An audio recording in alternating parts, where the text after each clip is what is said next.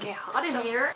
As you probably already know because of the title of this video, I am going to do a how I am learning Korean. Basically, I want to go like how I basically started I'm doing right now, and what I plan to do in the future, because we all want to learn Korean.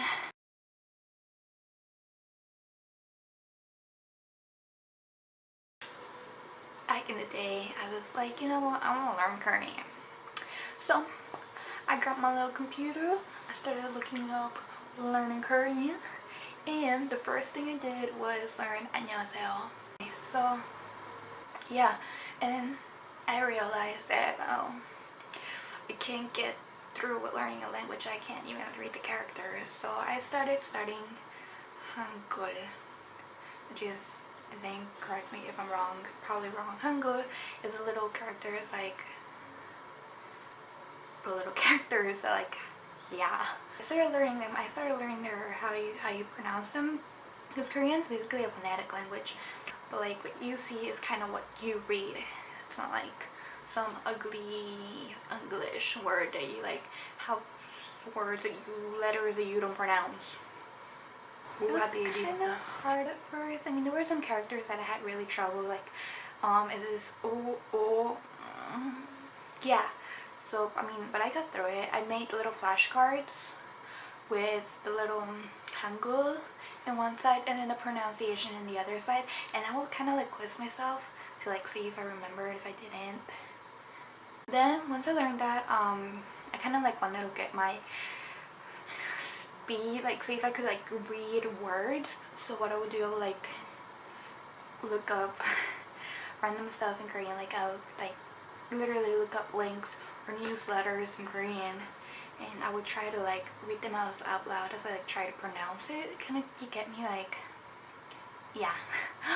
So that's what I would try to do, and I guess I kind of did get better at reading it, not really pronouncing it, but I guess like I can like read it. Then back to my little flashcards. What I did was I went on, downloaded a bunch of apps on my phone, and basically like, I mean, if I use my phone to study, I basically will end up in Twitter, Instagram, etc. So I basically took a little pen in my flashcards and wrote the words down, and I would like do the same thing. I would kind of like write the Korean on one side, and then on the other side I would write the Korean with the English and the romanization, because I mean, let's face it, even if we know how to read it, we kind of still do need the romanization when we're beginning. And I had like a bunch of flashcards. Like honestly, I had like a set of this big of flashcards. I kind of just threw them away actually, because I mean, they're not really things that you would use in like a day-to-day conversation, but I mean, it's kind of good to know them. Then I kind of did get more into apps after that. I deleted recently all my apps because I switched phones. But basically, if you go on the App Store, Play Store, and you look up Learn Korean,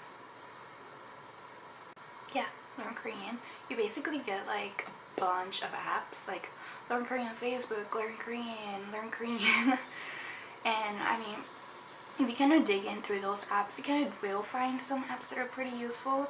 Also, another tip within the phone is kind of to like switch your language to Korean. Like if you're scared, like you're not going to be able to change it back, kind of just take screenshots of the steps of what you do to like change it, or I can just look it up. I mean, but yeah, anyways, change your phone. That's really good help. Also, I kind of changed my computer. I did change to Korean. I also have the Korean keyboard in my computer. Oh yeah, also get the Korean keyboard on your phone, because I mean, or else yeah, that's what I kind of did to like learn the language. I used various websites, also like Talk to Me in Korean, learnkorean.com, etc. Kind of just like, yeah, if you type in Learn Korean on the internet, you're gonna get a bunch of websites, and I mean, eventually they do repeat the same thing, but I mean, it's good help to have them. So I took notes. My notes are kind of all over the place. I basically notes is I had my folders, and basically I had things like I had like little Talk to Me in Korean lessons. I would write them out. I tried to get ahead of myself and try to learn grammar grammar, sentence structure before I was even ready to learn it. Not a good idea. Like, try to learn as in if you were like a little kid who had no way to say anything, like you didn't know English, you didn't know Spanish, you didn't know French, anything, and you were trying to learn a new language. So like a little kid starts without like zero knowledge and they eventually start learning. Yeah, that's kind of how you want to approach learning a new language, so do that. So anyways, I also subscribed to this website that would, like, I forgot the username, the link. Basically they would send like daily Korean phrases and words, and I would write those words down, and I have a bunch of them actually. Like, learning through songs is really good, especially if you like are hearing them and then you look up the English and the Korean and kind of like see it side by side, kind of get the idea. I don't know, it really helps. I find it really helpful, so I do that. Watching K-dramas also really helps. I find it really helpful when they're like, not really K-drama, but like when it's English people, not English people, when they're talking English and they have the little Korean subtitles. I find that really way more helpful than having the person be speaking Korean with English subtitles. I don't know, just me. Also, last summer I actually had the really cool opportunity to going to Koreatown in LA.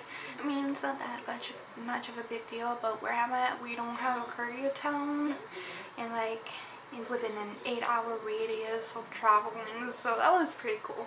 And while I was in Koreatown, I picked up these two bad boys right here.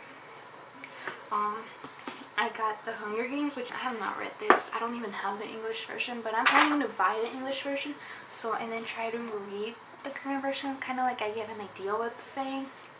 Then I also picked up this book. It's a book, I don't know, but it's about a bunny family of 4. And I picked it up. I mean, they had a bunch of children books, but I really like bunnies, so I got the bunny one. And basically it's like mostly pictures and then little Korean, because you know, for kids. Yeah, learning with the children's book is really good too, and it helps you if you read it aloud. Getting this app, there's this app, it's called Hello Talk. It's really good for learning languages. I use it to learn Korean. It's kind of like a language exchange app kind of thing. So like you talk to people, basically. Like, it gives you an option of people you can talk to, and you basically just like talk to them, kind of make friends at the same time, and like exchange your language. So I find it really helpful, because it kind of gives you more of like the natural way to speak the language. I don't know. So yeah, that's really cool. You can like learn it. So anyways, that's all